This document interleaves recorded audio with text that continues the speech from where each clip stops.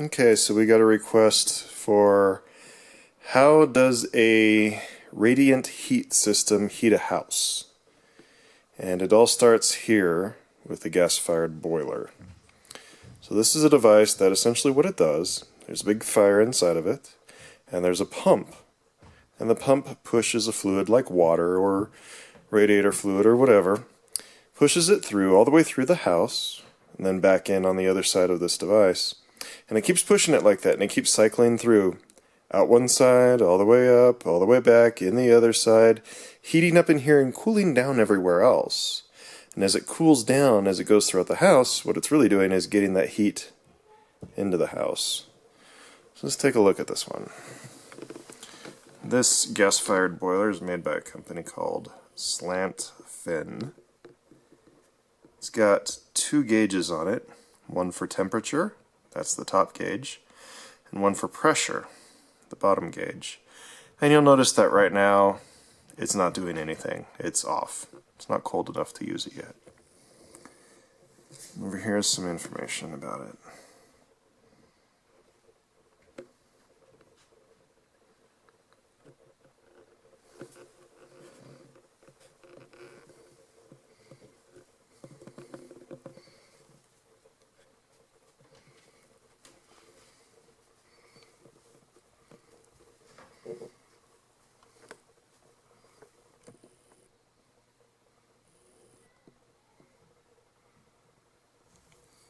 Okay. And up on the top, there's some information about the company that put it here, when they did their servicing on it.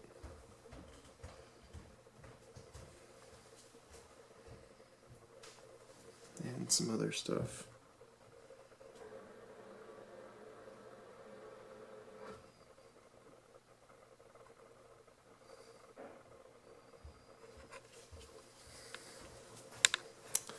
Over on this side, let's see here. This would be the motor itself that moves the coolant through it.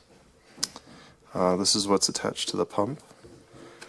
And then here we have an electrical schematic diagram that says how the whole thing works.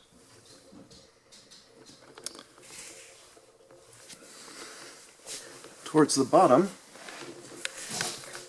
we have this piece here, which is the actual igniter.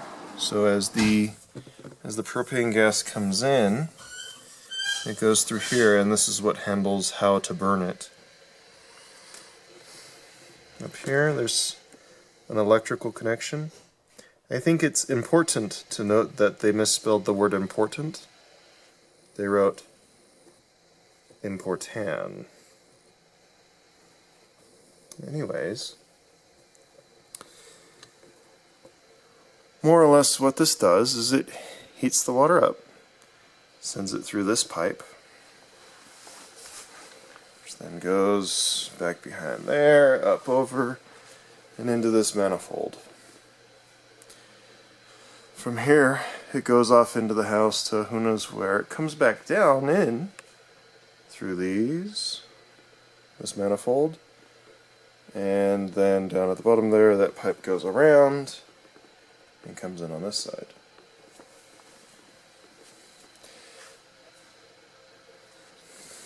You can drain all the radiator fluid out through here.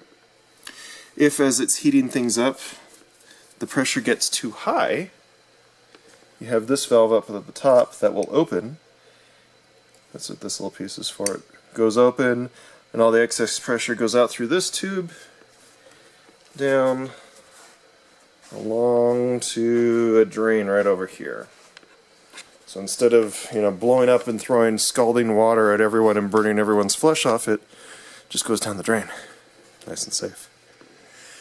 And then, let's see, you can control how much heat gets to each area through these valves. And they're even labeled. So this left one is the main floor on the east side. The main floor on the west side of the house. This one is called the third level, but really it's the second floor. And what's going on with that is the assumption that the basement is the first floor, and the main level is the second floor, and then the second floor is the third floor. You get your basement right here. So really this is second floor, and then basement.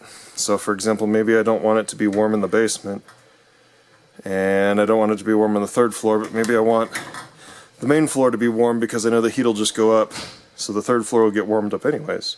So I could set it like this, and it'll just heat up the main floor. Basement stays cold, but no one's really down here anyways. And you live. Maybe I think I don't want the basement to freeze, so I just open it a little bit.